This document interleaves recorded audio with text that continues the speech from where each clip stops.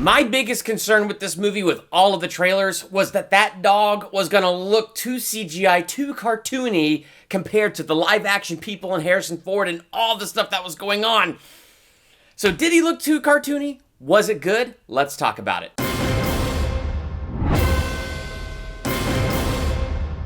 Welcome to Durbania. I'm Durbin, and part of what makes watching movies so fun for me is digging into those deeper themes and then nerding out about them with you. So I'm excited to do that with Call of the Wild.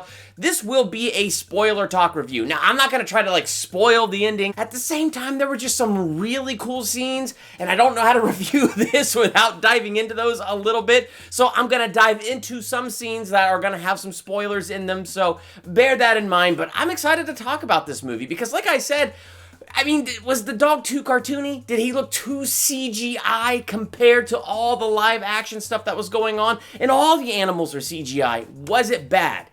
No, it did not take me long at all to adjust to Buck being this CGI dog. In fact, he kind of was everything that was missing from the live-action Lion King movie. Because none of those lions had any expression, and you could even see it in the trailer. Buck had expression. And the fact that he had expression on his face, it gave this dog emotion, and it really kind of pulled you deeper into his journey. And so I thought that worked really well. My biggest concern was it was going to pull a Lion King, and it was going to look weird and out of place. But it turned out it really worked. It was like a stylistic choice that as you get deeper into the story, it just works well because it draws you in with Buck relating to the other dogs. Like when he becomes a sled dog, you get Buck's personality, you get the other dog's personalities, and so it kind of just lets you feel maybe what Buck is feeling. And as odd as it's going to sound to say this, you could almost put yourself in Buck's place and almost feel what he's feeling in those moments. So I feel like the CGI in this case actually worked for it instead of against it. So if you could go into this and go, yeah, that's just a stylistic choice, because these dogs do go through some crazy things, and it would probably be odder to keep changing out between live action dog and CGI dog. And so this was a stylistic choice that I think really ended up working well for this particular story and how they were going to tell it. Now, like I said, I love finding deeper themes in movies and then nerding out with you about it. So the deeper thing that was in this, it's called Call of the Wild, right? And so here's Buck, and he's a spoiled little prim dog, and I thought he was kind of a jerk in the beginning. Kind of funny, but I thought he was kind of a jerk. Well, then he gets kind of dog-napped by these people selling him, to the Yukon as a sled dog and all that. Once he gets out there, the Call of the Wild happens. It's kind of like this wolf spirit dog that's like this calling. And what that represents is Buck's voice, that wild nature that exists inside of him. So that first night that he's out there and he sees this kind of dog spirit for the first time, it's like the first time he's hearing that call. And it transforms him from being this kind of prim, spoiled house dog into a strong, noble leader of a dog, able to own the land. And so the training begins the moment he becomes this sled dog. And what was so cool about that is it reminded me of the Holy Spirit. In fact, it reminded me a lot in the book of Genesis, where Joseph was sold to Egypt as a slave by his own brothers. And God prospered Joseph wherever he went and trained him up, and he became the second in command of all the land and ended up saving Egypt and his people from famine.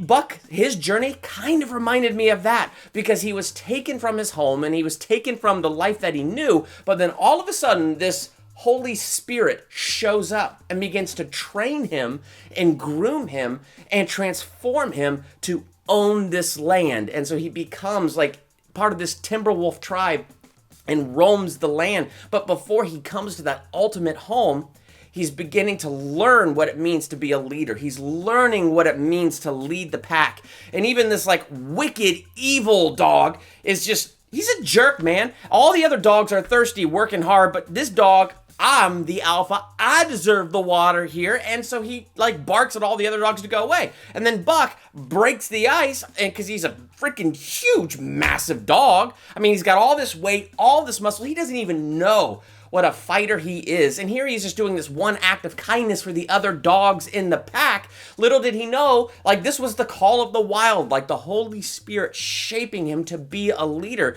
the way he was serving these other dogs and giving them what they needed with this water. And then when he challenges the alpha dog, it's interesting because that's that moment where he finds that he has that strength. When he meets that challenge, the strength rises up in him that he probably never even knew was in there. Here he is, a big dog, man. He could have done this at any given time. Just the courage and the strength showed up at the right time. And so it was cool. And then as he's leading them, the dogs for the first time as the alpha dog on the dog sled thing, he's faster and all that because he's so much stronger. And then the avalanche that you see in the trailer. But that wolf that you see, that's like, the spirit dog. And it's leading him to safety so that he can save his master and save, his pack from this coming avalanche. So things like that were really cool. And it just reminded me of the Holy Spirit and how the Holy Spirit transforms us, leads us, guides us, and prepares us for the future that we don't even know that's coming.